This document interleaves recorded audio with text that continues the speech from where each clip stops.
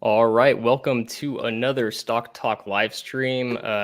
Jesse, obviously, and special guest today. We got Echoes from Above with us. How you doing, man? Doing good. How about yourself, man? Good, man. Did you like my thumbnail?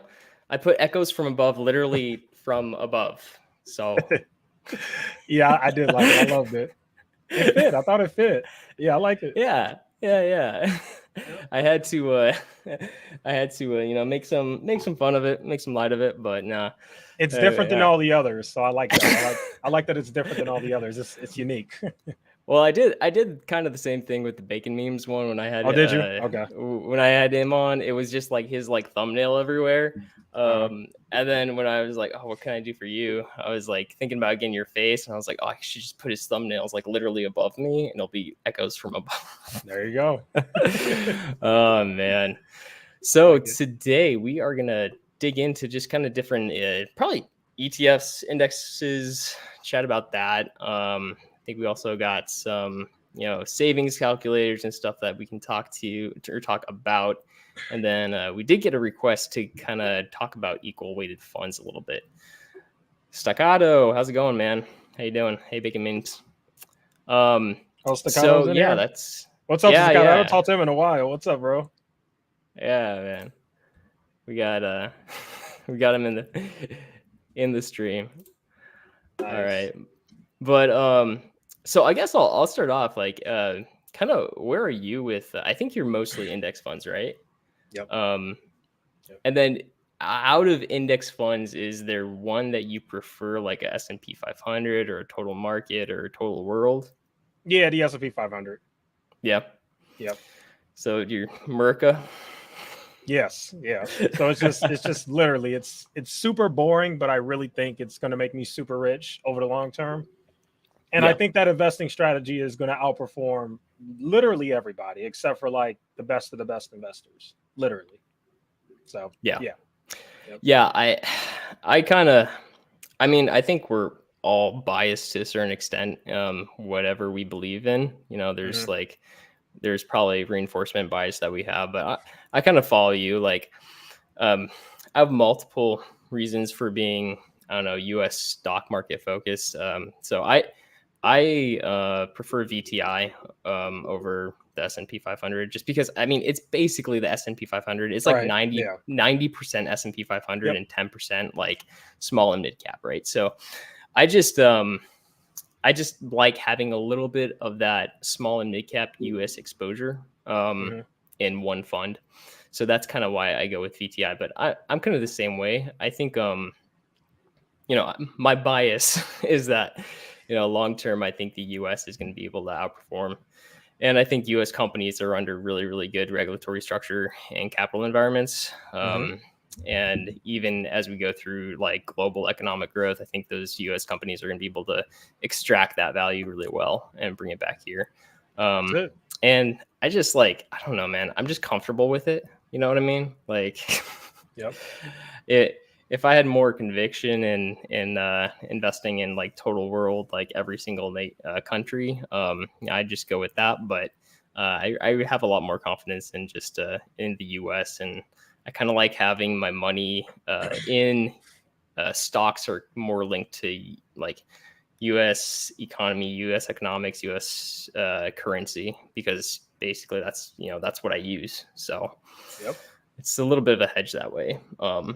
But yeah, so I think let's see, what do we want to get into first? Now, I don't know if we want to talk about VTI versus VT. Yeah. I mean, you can if you want. I look at it as apples to oranges. I mean, if people want to invest I in VT, know. fine.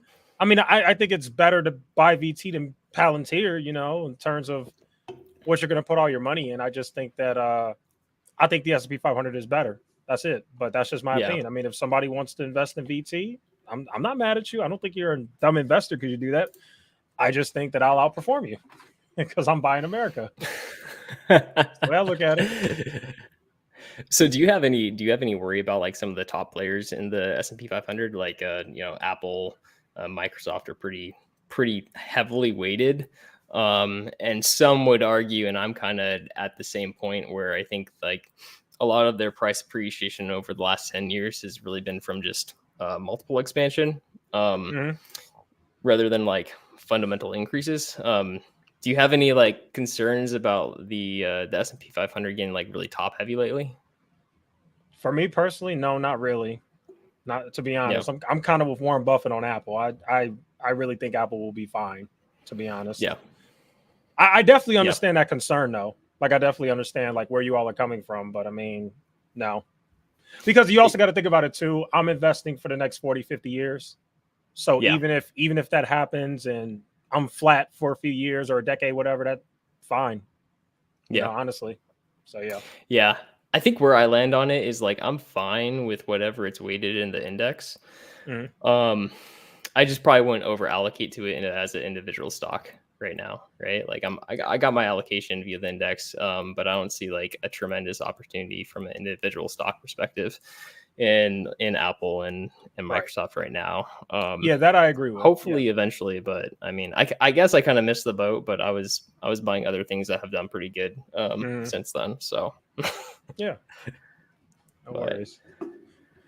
Oh, so let's see. Now, Fuhat, I think he asked in the Discord, talking about equal weighted S&P 500, and I wanted to go over that a little bit. And this is basically the S&P 500 does have an equal weight index. It has underperformed lately pretty drastically. I believe. Let's see. I think the ticker is RSP is the equal weight. Yeah, equal weight. And if we go to compare, let's see. Let's compare to SPY. See what it's done. So over the last 5 years, it hasn't been that bad. A little bit of underperformance maybe. 10 years. Wow, 10 years equal weight has actually outperformed. That's interesting. Yeah, so it has. But that's because that's because of the smaller companies that they have. Yeah. Because I thought, man, I was looking at this previously and I thought they underperformed, but maybe no, they outperformed it. I knew that because there was a guy that used to comment on my channel and tell me that I'm stupid for buying VOO. He said that I should buy this one. He used to tell me that all the time, so it made me look into it. Oh, really? Yeah, some guy used to always tell me you should buy the equal weight one. You're an idiot. The VOO is too top heavy in Apple and all. Yeah, some guy used to say that like a while ago. All that matters is the year to date, and it's drastically underperforming. Of course, the good old year to date trick. We can just pick whatever time frame we want to, conform to our biases, and then shove that in people's face, and we'll be like, 5 years doesn't matter. The max doesn't matter. So did you look into equal weight indexes much, and like, what did you think of them when you checked them out? Yeah, I looked into it. I thought it was fine. I mean, I thought if that's what people want to do, that's fine. I mean, I don't mind it if that's how people, want to invest. I don't mind the weightings of the portfolio of the index fund that I have, though. I don't mind it. So that's why it's not much of a worry to me. Yeah. And also, wait, let me ask something. Let me ask something else. What's the expense ratio for that one? Like, that's another important thing. That's a good question. Yep. Well, let's go here. And because I think the expense ratio was higher too. And I think that's another thing that turned me off from that one. Let's look it up real quick. Man. RSP. There we go. 500 equal weights. I think it was a little bit higher. I want to say it was like maybe like 0.14 or something like that. But I mean, if it's an index, man, if it's a passive index, all of these players have gotten their fees so low by now. I don't even know if it would matter that much. 0.2. And there's probably a cheaper one out there somewhere. But like VOO is what, 0.03, right? So yeah. It's a little bit more expensive as far as the expense ratio goes.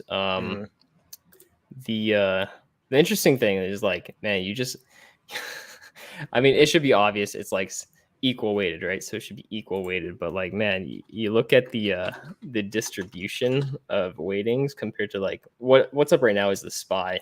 So you're like really heavy into those top 10 companies, make up like what 14, 15%, something like that. Yeah, pretty maybe big, even yeah. 20%. You go to RSP and it's like it's just flat. Basically almost everything in that index has like a 0.2% weighting. Yep. But I don't know. Yeah, that's just not me. Look, I understand Apple, Microsoft, you know, overvalued, have gone up a lot, whatever. But I'd rather the index fund I have now that's a little bit more heavy into that than this equal weighting thing. That's just me. Yeah, like I'm fine with it. Like I'm fine with it because those are great companies at the end of the day. So I'm fine. Yeah, I don't think you're gonna go wrong either way, honestly. Yep. I think it's like one of those things where it's like, okay, like, you know, stick to what you're confident in and stick to what is gonna make you not, you know, sell and switch over to another index in a couple of years or whatever and just go back and forth. Like you don't want to ever find yourself in a position where you're just chasing different index funds and whatnot. The thing that I will say with equal weight is like, and I don't know how I feel about it, is since it's equal weight, it's not really like a true like, I don't know, market index in my opinion, because like the market is obviously bidding up these other companies for a reason, right? It's like they're a larger part of the market. They should be a larger part of the index probably, right? So when you look at equal weighted, it's almost like you're just kind of skewing a flat line. And I don't know. I have a little bit of an issue with that. As much as I think like some of the top companies in the SPY are potentially overvalued. If you're looking for like true market tracking, I don't think you could say like equal weight index is like a market tracking index just because it's so far off on the allocation size. Do you have any opinions on SCHD for those dividend fiends? Yeah, out there? I have that. Yeah, I have that in my retirement account. Yeah. Oh yeah. Yeah, I like it. Yeah. Okay. So you're an SCHD guy, kind of. Yeah, I am. Kinda. I am. No, I am. I am. Right. I like it. I like it. Yeah. I think I bought it last year. Yeah, pretty sure I bought it last year or beginning of this year or something like that. But yeah, I like it. I'm up in it too, which is nice. But yeah. Yeah. I like it. It was one of those that I started buying on a little bit of the sell-off, and I'm up a little bit as well. I think my cost base is like $69 or something like that. But yeah, no, it seems like a decent dividend ETF. I personally I just like their process of how they basically have a fundamental screener for their companies or for their index. And I know like I think there's VIG and VYM with Vanguard. And those are more unbiased on their selection process, I believe. I believe they're just kind of like they take the basket and they market cap weight them. They don't have as much of a screening as far as like cash flow, debt ratios, things like that. Okay. But yeah, SCHD, I'm a pretty big fan of as well. Yeah, I think that's a good long-term ETF to buy as well, for sure. I don't know why it gets some of the hate it gets too, because I don't know. I like it. I think it's good. I like the diversification. I like the quality of the companies in it. And the expense ratio on that one is pretty low too. Yeah, it's 0.06, right? Right. So it's even basically lower. Yeah, it's basically a passive index fund at that point. Yeah, I like it. Yeah, I mean it's definitely got a way different allocation than the SPY, and like the biggest difference that you're going to see is it doesn't have a lot of those high flyers in it. So like this year, it obviously underperforms pretty big so far this year, just because it doesn't have like those larger tech players in it. But I mean, you go back to what was it 2022, where SPY and everything was getting crushed. and it held up pretty dang well. Right, SCHD did pretty good. Yeah. Yeah, relatively speaking, it held up pretty dang well. Let's see, but let's. Kingdom is in here. He said only one person hates SCHD. I wonder what they buy. Hey, everybody has their own investing thing. That's fine, but yeah, I'm happy with my SCHD. You know, SCHD is one of those things where, you know, every 2 weeks throw a little bit of money in. It's become that for me. Yeah. Just like VO, just every paycheck throw a little bit in there. Yeah, which I know we're going to talk about that, and I can't wait to talk about that because, like, I know it's boring to say, but I try to preach to everybody that is literally how you like get rich in the long term. Like, that's how you build wealth. Yeah. And I'm literally gonna honestly, I like what Strongman's doing. I really don't like showing my finances, but if I ever did, it would actually be pretty cool to show my finances over the course of 20 years, if I'm even going to be on YouTube that long. But that would be pretty cool. Yeah. Just to show people that, yes, I can literally go from whatever to a millionaire over the course of however years. And then all the penny stock crazy people are going to be like, God dang it. You know, they're going to be like, I'm in the same boat I was in before. I'm like, yep.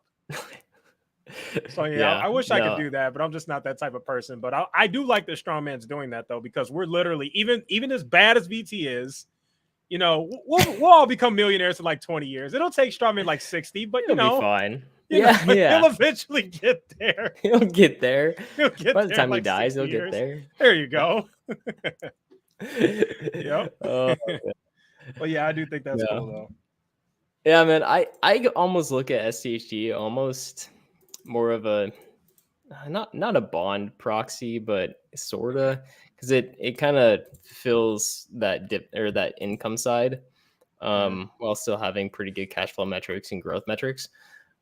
So I think for certain people, it's a really good option, especially if you're relying on any type of dividend income, or if you're looking for something that might just provide some dividend income when your more volatile assets are like, maybe volatile and going down a lot, right? So I think it's a balance, like, because for me I've got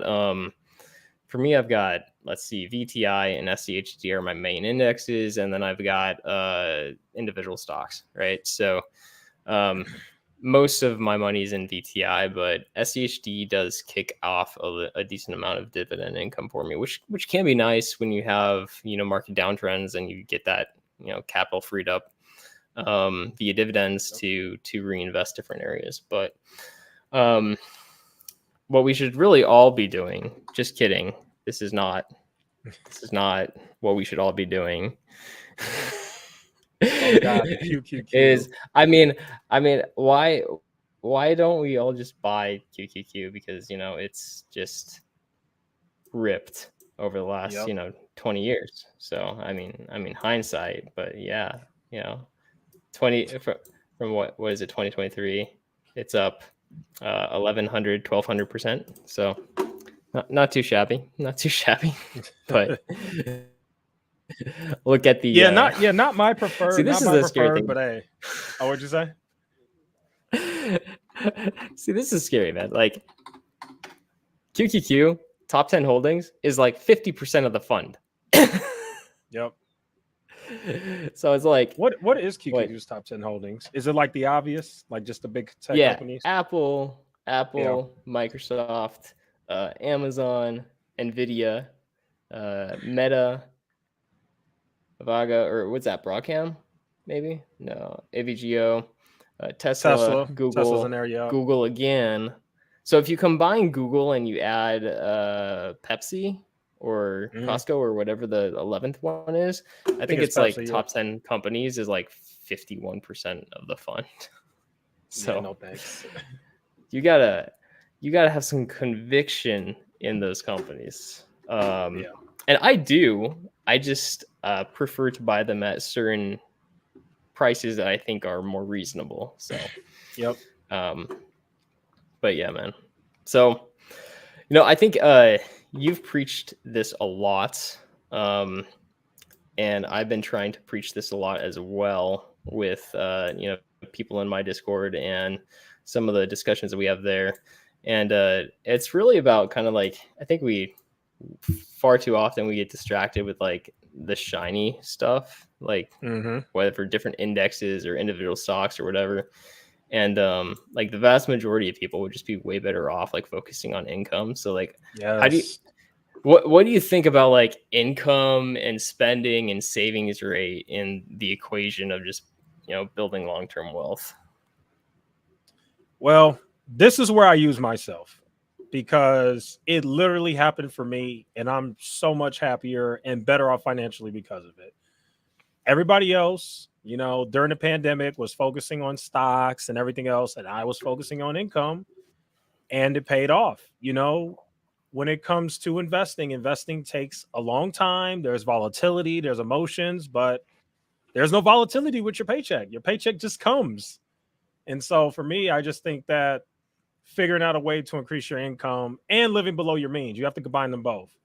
That is the best way to go, in my opinion, in terms of getting the life that you want. Because I can't stress this enough. You're not going to be able to invest the money you want to invest if you don't make enough income.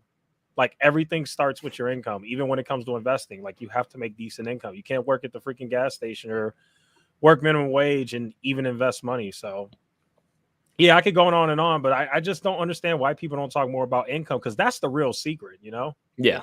Like that is the legit real secret. Man, and it starts so early too, man. Like in high school, like you can be thinking about this stuff like, okay, what career do I want? What's the income of that career? Like, how do I get there? Yep. Yeah, gosh, man, it's crazy because like that was, I was really focused on income like early on, and I now I'm like, I feel like my mind is like freed up more since I've made it to a certain area in my career that I'm like, it's easier for me to focus on individual stocks and analysis and stuff like that and things that just interest me. Yep. But man, those first like 10 years, dude, I was like, I was just hammering like my career essentially. Yep. Getting a starting position, getting through college, and having college paid for by other people. That was fun.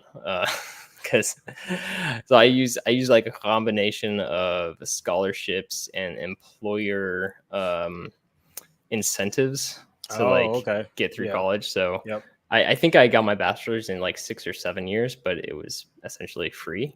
Right. So there's so many I don't know, like tricks and ways to go about like setting yourself up, especially with a career. Like, man, I don't know. I'm sure it's still like this, man. When I was looking at trying to like start my career, it's like entry level positions, and they always wanted 5 years of experience. I'm like, yeah, what? It's still like that. It's still like that. It's so stupid. It's the dumbest thing ever. Yep. It's just the dumbest thing ever, man. So like, what I ended up doing was taking like a call desk job. Well, it was more on the technical side than just a call center, but a call center for like an ISP, working on like technical issues for commercial customers, and then just like slowly like applying for jobs every 6 months or whatever within the company to try to move up, get some actual decent experience while I was getting my degree, and then be able to move on from there. It's a grind though, man. It can be a grind for sure. Oh, I went through it. I worked at a little call center job too, and I hated every bit of it. Dude, so it's like I was there for like 3 months, and I just left. I'm like, I can't. Like, this is terrible. Yeah, I think I was at mine for 8, but mine was also like not as heavy on call center and a little bit more technical. So there were some things that were like, all right. But dude, as soon as I was eligible to get like promoted within, I was applying for internal jobs like that. I was just, oh my gosh, man, it was so miserable. Oh, yeah. And I was working a worst shift of my life. It was I don't even know. It was like some mix between like a graveyard swing or something like that. So it was like 3 a.m. to 1 p.m. was my shift. So, that is a miserable. It was miserable like shift. What? Oh man. There's no way you had a girlfriend during that time. No way. I did. You did? I did. I don't know how you did it. Man, that's like Man, that's a rough shift. 'Cause after that, you've got to be tired. Oh, I Yeah. mean, you're like spent because like Yeah. oh man, you get off at 1 p.m. and you're like, oh, I want to go hang out with people, but everybody else is like working or whatever, and you're Yes, like, exactly. they Yep. don't get off until like 5, and then they Yep. can hang off at like 6 or hang out at like 6 or 7, but like you have to get up at like 1 a.m. to get ready for work. So Yep. like, it was horrible, man. And it was a 3-10 schedule, so or no, a 4-10 schedule, sorry. So I had like Friday, Saturday, Sunday off, or maybe it was Saturday, Sunday, Monday, but it took you an entire day to just get in and out of your sleep schedule. So Yeah. it really didn't help at all. Like Yeah, it that's was rough, miserable. man. That's So rough. it was like 8 months and I was out of there like so freaking fast. That's rough. Oh man. So I'm kind of curious about this. Like, what do you think like income growth expectations? What do you think are like reasonable targets to shoot for as far as like maybe percentage growth when you're like growing your career and stuff? Have you given any thought to that, or like what's kind of been your strategy on kind of growing your income as quickly as possible, or however quickly you've been able to? Yeah, my strategy actually has worked pretty well. So what I do, one, you got to make sure you get yourself a skill. So the best thing that I did that really helped me is I identified a skill that very few people have, which is reading laws, and I learned it, and that really helped. So that was one thing, is just learning a really good skill, and that helped me get a really good job. And then the other thing that I do that really helps with the income is every single year I look for a new job. That doesn't necessarily mean I'm going to leave my job, but I strongly believe that everybody should do this. You should at least look. And if that job is paying more, it doesn't have to be a little bit more. Like if you're making 50K and that job's paying 52K, whatever. But if you're making 50K and that job's paying 60K, yeah, you should absolutely apply for that job and take it and leave. Because trust me, I tell people this all the time. You might like your job, and I like my job, but your employers will do what's best for them. So you always got to do what's best for you. And you would be surprised at the opportunities that are out there. So that was one thing that helped me. I just look every year. I looked this year and I got lucky. My company gave me a good enough raise, like your yearly raise. They gave me a good enough raise. So I'm like, okay, I'll stay. You know, That's awesome. So yeah, man. That's you should always be looking though. That's one thing for sure. You should always be looking. Yeah, I think it's super critical for like at least in the tech space. I feel like you probably have maybe 2 years. After about 2 years, you've probably absorbed enough information in your role to be able to like potentially benefit from going somewhere else. And also in certain industries, especially in the tech space, the amount that you can make after you have a couple of years of experience under your belt, compared to what you came in at, like unless companies are giving you crazy raises, like a lot of times you can go find another job making, 20-25% more somewhere else after 2 or 3 years. And it sucks. It's always been frustrating to me because sometimes I work for some like really good companies and I'm like, like you're giving me a 3% raise. Like I can go make 20-30% more somewhere else. Like, I don't want to leave, but like, I'll do it if I have to, which is unfortunate. Right. Because, they should be able to, I think a lot of it's politics. Right. And like, it's like almost pulling teeth trying to get promotions or bigger bumps. It seems like, one thing I noticed is a lot of jobs actually do take their employees for granted, and they typically tend to underpay them. They really do. That's why I said you gotta look. Like the fact that you can go somewhere else and get 20% more than what you're getting that should tell you, like, that's a shame. Like companies should treat their employees better, but they don't, which is why I said you gotta do what's best for you. Yeah, for sure. Yeah. Now, just to answer your original question, though, you said, how much do I expect? I don't know. That's a good question. You know what I think? I think it depends on what exact job you're doing and how much you're making.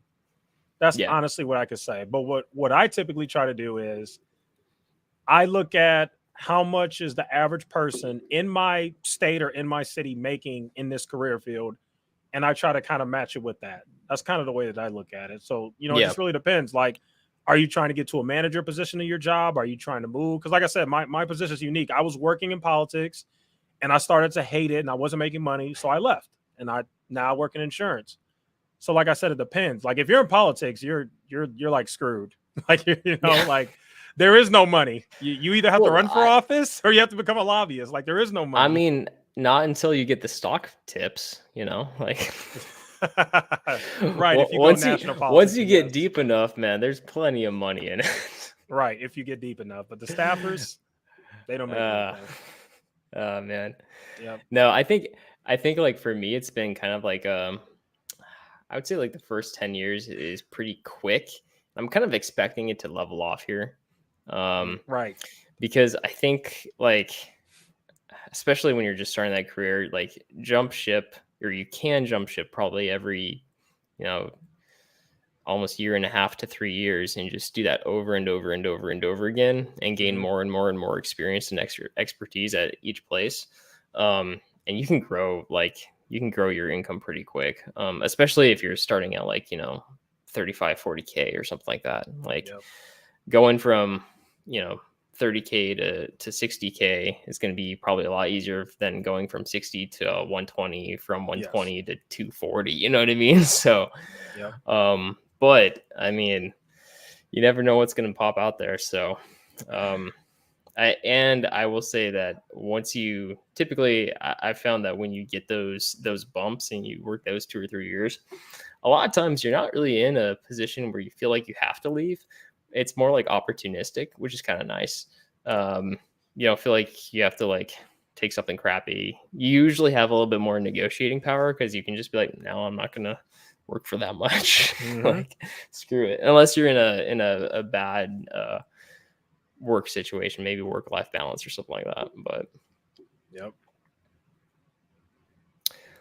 I think the other thing too is depending on your age. I tell people this too because this is something that I did, and a lot of people, like some of my friends, they did not do this. They'll work one job, go home, play video games, and do that. And I was like, man, if you're young and you don't have a girlfriend or whatever, and you're just by yourself, no kids, I think you should work another job, find a side hustle. That's what I did, and that tremendously helped me. So even though I was working in politics, making like 30K, not making much at all, what really helped me was, one, I was significantly living below my means, and two, I picked up a side hustle. Most people know I used to do graphic design. That was my side hustle. So when I get off work, I got a bunch of hours at home doing nothing. Don't got a girlfriend, don't got no kids. I might as well work. That's the way I look at it. And that tremendously helped me. And I feel like a lot of people when you're young should do that because you have the energy. You're super young. Like you're able to do it. Like you don't want to work 2 jobs when you're like 60, but at 20, yes, you should be working 2 jobs. Yeah. That's my opinion. Yeah. Or find some type of side hustle, some type of side income, something, Yeah. I feel like there's so much opportunity when you're in your 20s to like either work multiple jobs to make more money, or to take advantage of certain things to like, get through school or education that will eventually result in more money and come out without like student loans and stuff like that, which, man, like college is stupid, man. Like I agree. No, I agree. It's nuts, man. Like people getting, 120, 150K in debt, and they come out with like a, I don't know, bachelor's in history or something like that. I'm just like, God, guys, come on. It's rough. Yeah. Thankfully for me, my student loan debt isn't that terrible. But yeah, I went to school, got a political science degree.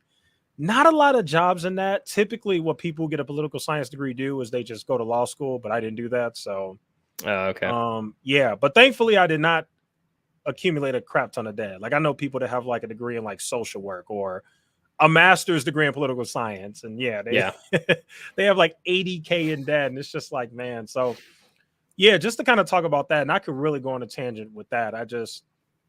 I really feel like a lot of people got screwed with that. And I feel like a lot of people still get screwed. And I think Biden or whoever, I think the politicians should really fix that. More so than forgive student loan debt. I think we need to fix the problem because we are really in a bad cycle where even the kids today, they have no idea what we know now. These kids are going to school, getting a degree in fine arts and history. They're going to come out with 40, 50K in debt, and they're never going to make 60K a year or higher because of their degree. Like, it doesn't pay that much. Same thing with teachers. I never understood why teachers go to school and get their thing. I get that the world needs teachers, but man, they don't make any money. It sucks. Dude, I was just talking to somebody about this. Like teachers, like I don't understand how that was the profession that us as a society were like, okay, we'll just crap on them. I agree. Yeah, They're I like agree. underpaid. Yep. They like have to have their like masters or doctorate to like really get into any decent position. And even those positions are underpaid. It's just like, oh my gosh, like holy cow, like let's actually pay the people teaching our kids. I agree. And then man, yeah, I mean the price of tuition in college and stuff like that, like it's just like there's like a really strong correlation with the ease and the access of, or the easily accessed like student loans and money for colleges correlates pretty strongly to how fast prices increase.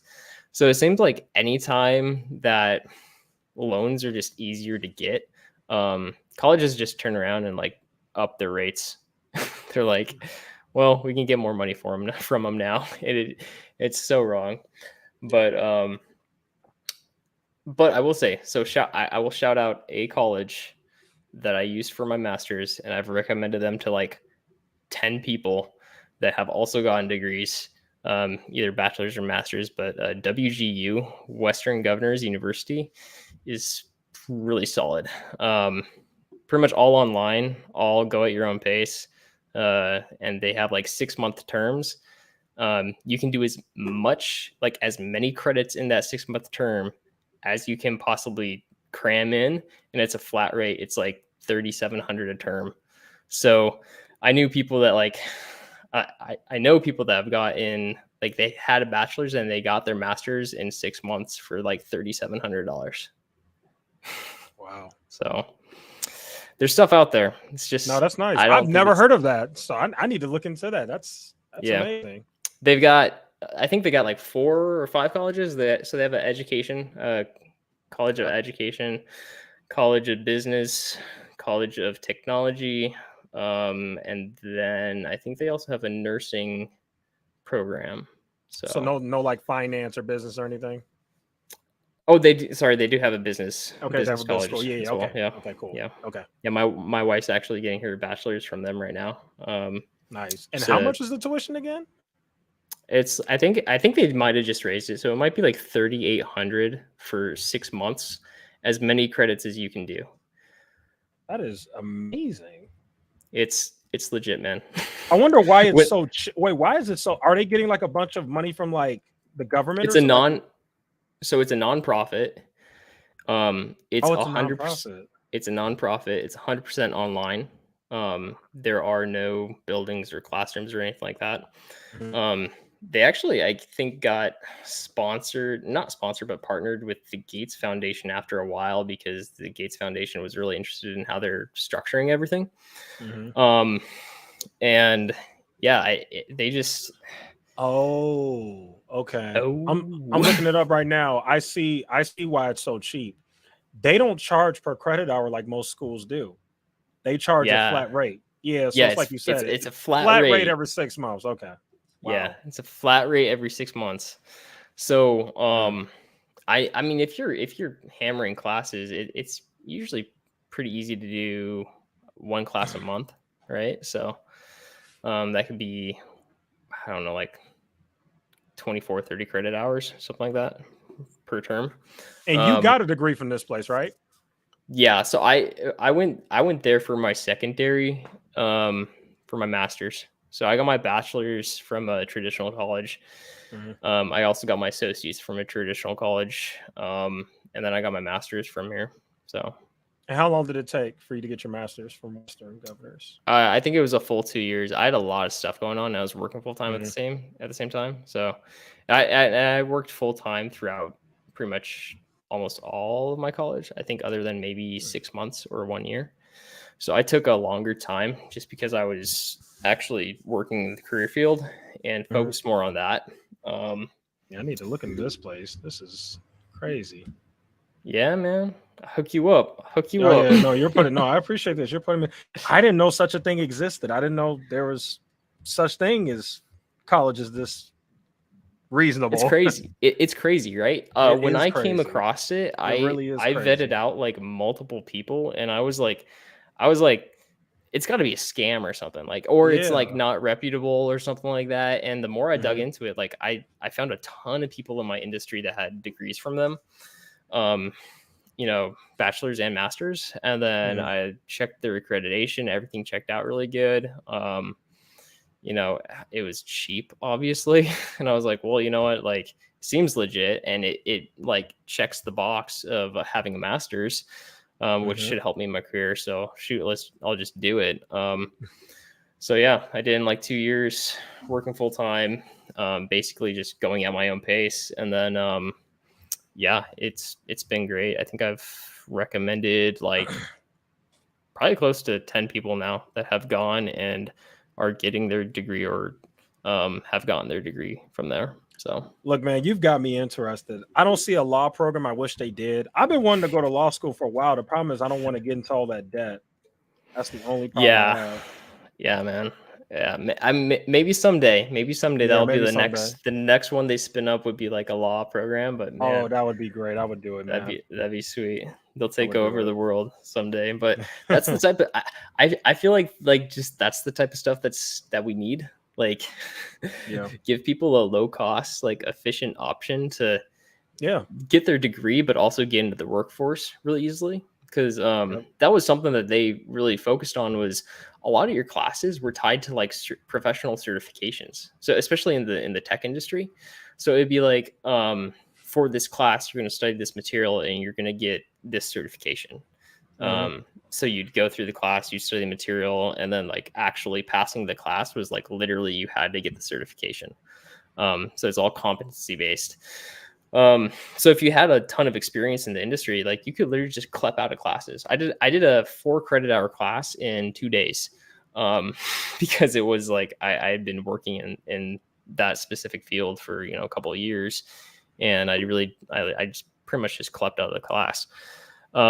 But they set you up pretty nice because a lot of those 4 year degrees, you'll come out with, a lot of people do them in 2 years, and you come out with like 6 to 8 certifications, and they help you kind of pad your resume and get into the actual career field quicker. So if you're not already in it, so I it it makes so much sense. I'm just like, why is this not like? Why isn't this the standard? Like, Right. do you want to go to college or do you want to make money? Like, Yeah, they need to do a good job of marketing because I've never heard of anything like this. Like that is amazing. yeah, They yeah. need a marketing budget. Yeah. Well, I don't know if they like. I know they have like a ton of graduates every year, so yeah, I'm not sure. I've seen like maybe 1 or 2 commercials for them, but they do not market very highly. I think Yeah. a lot of it's word of mouth. Okay. Like, I know, like, I told somebody and they started a program, and by the time they started their program, they convinced like 3 other people to start the same program. So it was like, it's pretty easy to sell. I think it's just Wow. like word of mouth, and it goes like wildfire. Nice. All right, man. Do you want to I don't know. I posted a video on kind of going over this concept of income generation and or income growth and spending control, and just kind of like long-term portfolio values. Do you want to play around with it at all, or do you want to do some scenarios? Yeah, yeah, we could do that. Cool. And Yeah, we then could do that. what's this? I have to cook some TTCF. Hey guys, in the live stream, in the comments, if you guys want us to run a certain scenario, let us know. Okay. So yeah, this was kind of the just the different scenarios that I had labeled. Just index investor, stock picker, and then income grower. And First off, stock picker most likely is not going to get 14% KGAR. That's most likely going to be very, very, very low. Dude, I was looking up studies, and one of them, it was like the average retail stock or retail investor or stock picker had a annual KGAR of like, it was like 2.4% over a 20-year period. Sheesh. I would have thought it would have been at least higher than that. Jeez. Yeah. Like that's terrifying. Yeah. And it was also like the average what was it? The average fund manager had a KGAR over a 20-year period of, I think it was like 6.25, which is still like, wow. That's underperforming the market by what, 4%? I mean, I knew because they make their money off the fees or whatever, but I didn't know it was that bad. Yes, it's pretty nasty. It's pretty bad. Isn't that a shame though that they make all this, like take like a Kathy Wood, they make all this money off fees to they're just sales, like they're isn't just that sales sad? people. Look at Ross Gerber, like Ross Gerber, I didn't even know this. Ross Gerber's like super rich, like seriously rich. Oh yeah, those freaking fees because he ain't stocks. I mean, yeah, fees are, especially fees just on assets under management, is kind of stupid. Like in my opinion, if you're paying somebody to manage, to try to beat the market for you, it should be like, some reasonable base fee and then a performance fee on top of that.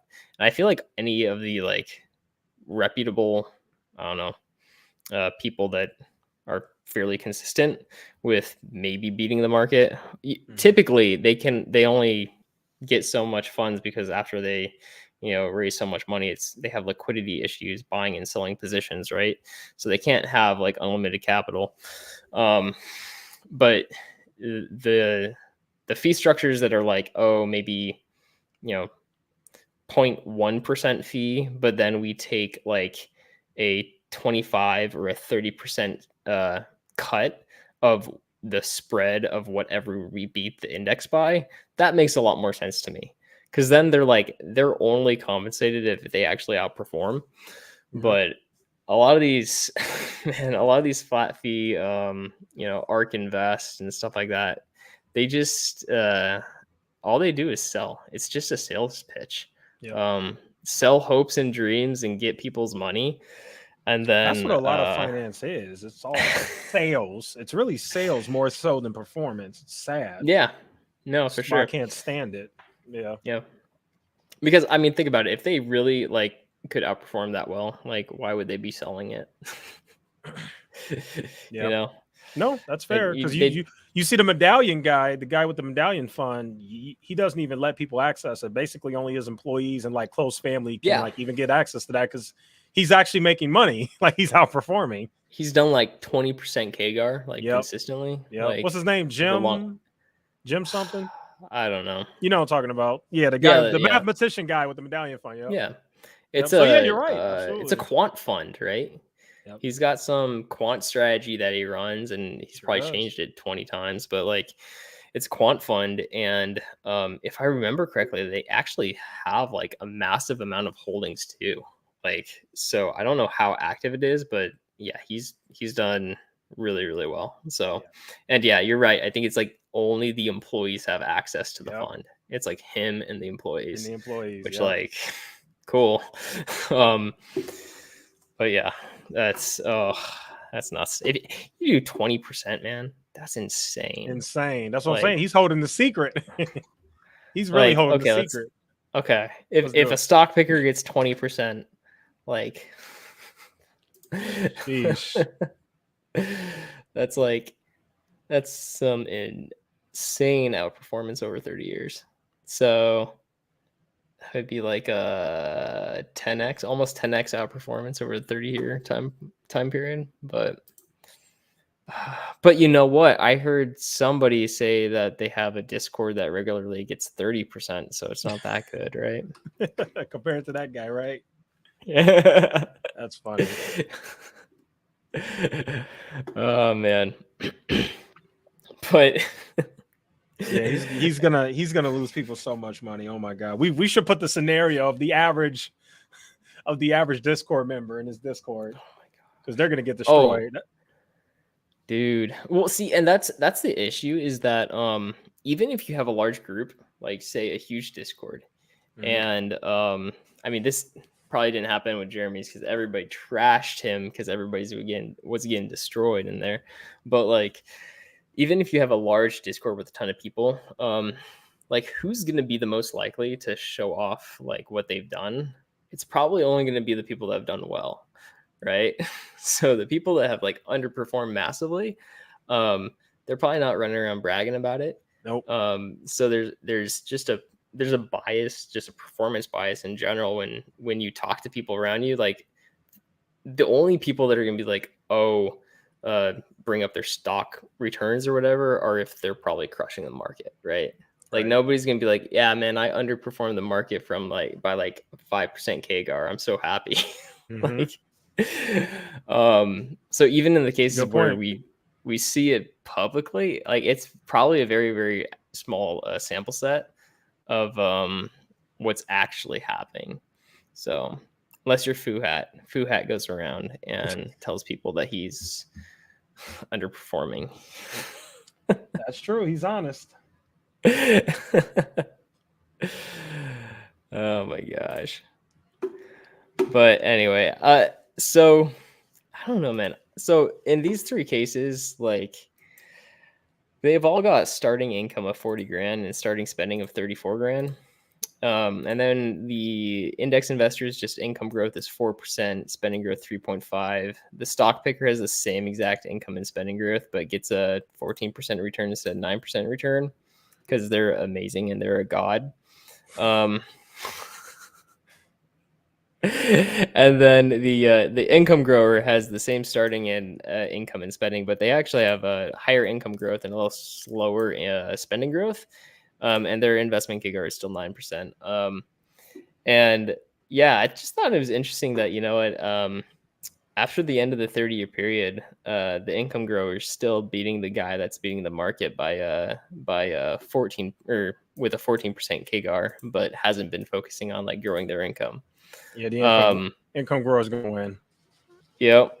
Yeah, man. So, and like they're making a buttload more than the other guys. 124K per year versus the income grower at 216, which I think. So, like, I try to come up with reasonable like scenarios. I think this is a totally reasonable scenario. Like, it's not inflation adjusted, but like growing your income from 40K a year to 216 is great, right? But like over a 30-year period, I bet you can do that. Like I bet you can do it. You can, but I don't think most people would. Really? No. No, I got listen, man, I got my ear to the reality. No. I mean, like, I'll tell you the more reasonable. This isn't inflation adjusted either. People. Right. No, I get right. it. So like in 30 years, man, 216 is gonna be like probably 115, maybe. Right? I don't even think they would grow their income that much. Yeah. I don't know, man. There's a lot of people in this country who barely grow their income, unfortunately. So it depends on what we're talking about here. So are we doing like average person? Are we doing like? I think. Well, I mean, we gotta go for the person that's actually like focusing on, I would say, wealth generation, right? Okay, then that's a different argument. Because okay, then I'll give because you like all three of these scenarios are people that are like highly motivated and focused on long-term wealth generation, right? This isn't going to be like your average person, most likely. Even the index investor is probably like a very, very small sample set of like the world or the US, right? Somebody that's just controlling their spending and increasing their investing and just plowing money into index funds to build long-term wealth. I don't think that's probably not the standard. That's like the minority. So I think what I would say is we're targeting the people that are on YouTube looking for ways to like grow their wealth and getting sucked into stock picking videos when they might already have a really good income, which you would be surprised. Some of the people in Jeremy's group, man, they've got brought money. that money in. Oh yeah, they got money, right? People who are there's a reason why we get paid more for finance content on YouTube. The people who are generally watching finance content generally are bringing in good income. Yeah. Because what's the RPM for finance YouTube is like, I don't know, it's like 5 or 6x the average RPM of YouTube, right? It's like it's really high. It's finance is literally the top. Yeah. Like over everything. Like the other ones that make a lot of money are like cars. If you're talking about like really good cars and stuff, people, that has high RPM too. But yeah, finance is number one. Yeah. Yep. And on that note, subscribe and watch more of my content so I can get monetized. Yeah, let's get him monetized. No, seriously. Yeah, I need to shout you out more because you really should be monetized. Like you do good work, man. You're one of the few, and I appreciate it. Man, and your views have been going up too. I noticed that. Good stuff. I do. I was looking at your channel. I'm like, man, this guy's getting views. Ever since that Disney video, you just started getting views, and I love it. Dude, Disney blew up. Yep. I was okay, cool. I need to start making more videos like off of pumping stocks or whatever. No, you did. Yeah, no, that's the blueprint. You don't even have to pump it. Just talk about it. Just talk about it. Exactly, man. Don't be overly bearish. Just dude. If I did a video on like what you do is you find what I've noticed is make videos leading up to earnings on stocks that are highly searched. Yep. And if you do that, you can front load a lot of views. People will be like searching it before it goes into earnings, and they'll be like, "Oh, a stock analysis video," and they'll watch it. But yeah, man, I had a nice little run for a while, and then I went on. I dropped off for like a week, so I'm like, okay, I got to get that content going again, man. Yep. But no, it's been good. It's picked up a bit. You know what you should do? I would love to hear your analysis on Palantir, and I bet you that would get views too.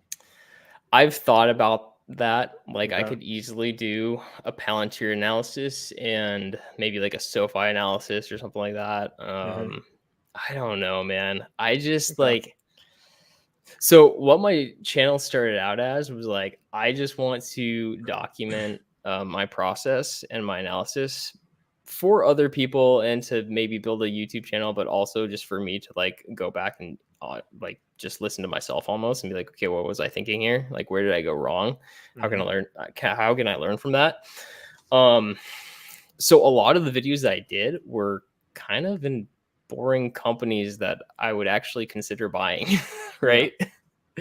They weren't in a lot of like hype names. But I have been thinking, I might throw a hype name in there every now and then, just to see what happens. And then occasionally you get the one where you didn't realize it was a hype name, like Disney, and it just goes off. I'm like, all right. Oh cool. No, Disney's a hype. Disney, PayPal, Some of those companies that are not degenerate like Palantir or something. They have cults around them. Yeah, Disney's one of them. Yeah, Disney has a cult around it. Man, Disney is really interesting to me, man. It's really interesting to me. Well, we could talk about it because here's my thing. I don't care what anybody says. I will be holding Disney for the next 30, 40 years. Like Disney's one of the individual stocks that I hold. And I know people say all this stuff, blah, blah, blah. And I don't care. All right, let's go. I thought you weren't going to talk about individual stocks. Let's go. No, we can. We can. I mean, no, Disney. Yeah. Nope. I'm bullish on Disney. I don't care. Okay. I like it. All right. I like it. And on that note, I started a position in Disney over the last 2 weeks, and my cost basis is like 85.90. There you go. See? There you go. So there you go. No, I did the Disney video, and I kept on listening to calls and some different conferences that they did and stuff like that. And man, I just I find it hard to see a future where even dumb management doesn't squeeze a lot of money out of that company. Yep. And if they can't, they're going to bring in new management that's going to be able to really monetize that company. There you go. I'm fine with them selling off their ESPN assets, their Fox assets and stuff like that, and getting out of news and crap, and just like going with, their IP and their bread and butter. And so if they do that, like I'll be happy with that. But man, it's just like it. Just the brand name, the IP, like I have a hard time being like Disney's going to be trash for the next 20 years. Exactly. And I think there's a lot of different ways that they could pull different levers to increase cash flow quite a bit. And they actually spent a decent amount through COVID as their parks were shut down just to what I was gonna say, just to fix some of the parks up. The parks. So they had an increase in CapEx expenditures on their parks, which was brilliant because their parks couldn't be used. So it's like, if you're gonna get screwed, at least like at least take advantage of it. And yeah, they have to raise more debt to fix up the parks during that time, but I think it was a pretty good move. And the sentiment is just trash around it right now. Yep. So I took some, and yeah, man, if it can get down to like, I think it was like $60-$70. Oh, that would be great. Oh, that would be great. I hope they do. I hope they do. Because I'm with you. This is kind of my thing. I'm kind of one of those people. I think you can have mediocre management, not that good management, but if you have a good product, that's good enough for me. That's the way I look at it. Like, people are like, oh, the management, but to me, they're ignoring the fact that Disney has a good product. And, Fabio talks about Disney a lot. And a lot of the things he says is he doesn't really like how they handle Star Wars. They ruined Star Wars, blah, blah, blah. But what I always say to Fabio is, but you still watched it, didn't you? You still watched Obi-Wan, didn't you? Okay. You're still going to watch it. Marvel, right? Yeah, exactly. You're still going to watch. And that's all Disney needs. It doesn't matter if you complain, if you still watch it. Yeah. That's all they need. You're watching it. That they don't care. Like, you can complain, whatever. If you stop watching it, that's where the trouble comes. So that's what it is for me. Disney just has such a great product. I don't know how anybody could be bearish on this company. I really don't. Yeah. I mean, I can see how they can be bearish, but man, it's one of the. Well, at 60, I don't. And if Disney goes down another 20%, the bears are going to come. Everybody's going to be bearish. Yeah. And it's the worst thing in the world. Yeah, okay. I'm throwing that in the retirement. And it's already down.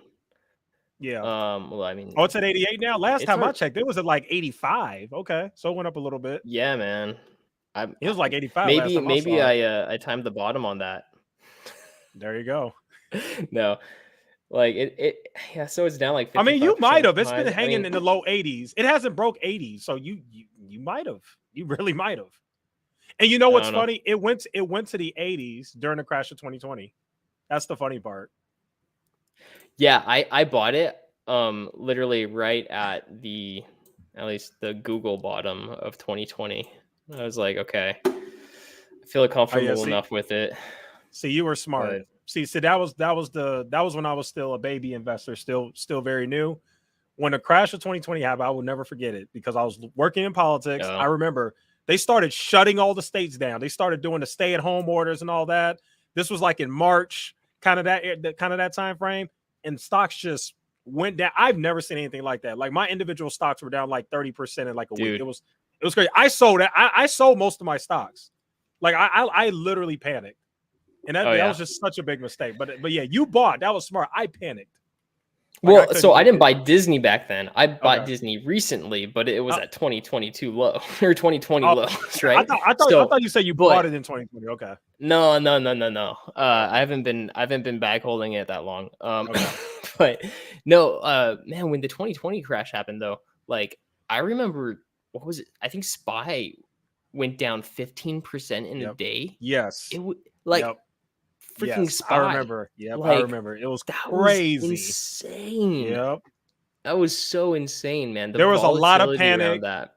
Yep. CNBC had a field day. They had a field day that day. I will never forget because I was working in the campaign office. And I just remember looking on Twitter and everybody was just freaking out. Like, this was before we really had a big finance community on Twitter. Now it's huge. You got all these haters. Back then you didn't. There wasn't a whole lot of them back then, but yeah.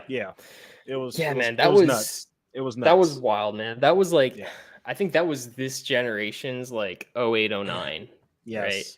When I in 08, 09, I was just coming out of high school and starting college. Okay. So I didn't have any like income to throw into the market or anything like that. Mhm. If I did, it was very small. But man, I remember 08, 09, and that was insane. But with COVID, it was wild because it was so quick. Like Yeah. the That's drop true. was like That's true. a month and a half. It was Yep. like it like started in February and the bottom was I think March 15th. Yep. And then it was recovered like 4 months later. Like that was so wild, man. Yeah, that was a quick recovery. Yeah, you're right. But yeah, I regret that so much because it's like, man, had I just bought. Yeah, I bought a decent amount of indexes. That's for sure. But I was still just like dollar cost averaging into the market, and yeah, man. Which it's hard to go wrong doing that when you're just making money at work, growing your income, dollar cost averaging, and like you get a you know what was that, like a 30% dip, 30% dip in Sheesh. a month and a half. Yep. Oh man, that was so wild. You talk about So a panic. wild. Everybody panicked. That's panic selling. Well, like, but at the same time, like, when you think about how the market's trying to price that in, the market doesn't know what's going on. They're like, okay, is like, half the population gonna die? Like, Yeah, that's true. No, like, you're right. There was a lot we have of no uncertainty. idea. Like, yeah, I think people there's forget so that. much uncertainty. Yeah, I think you had like the CDC director or something. He went up before Congress and he basically said like, yeah, at some point everybody's gonna get it. Third of the population is gonna die. We're like, what? Like something crazy like that. I remember that. It was like, okay, like what's that going to do to the economy? Like you kill off, 25% of Americans or something like that, or like 5% of the economy. Like, yeah, it's going to correct. But man, that was wild. But very wild. All right, we're getting a little long, so I'm going to end it.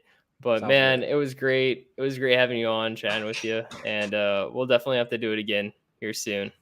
Sounds good, man. Yeah, definitely appreciate you having me on. And like I said, I got to shout you out because you're at like 700. You're getting really close to 1,000. So we got to get you up there. I'm getting there, man. Yeah, good content, man. I got you. All right, man. Thanks everybody for watching. And yeah, we'll see you on the next one. See you guys.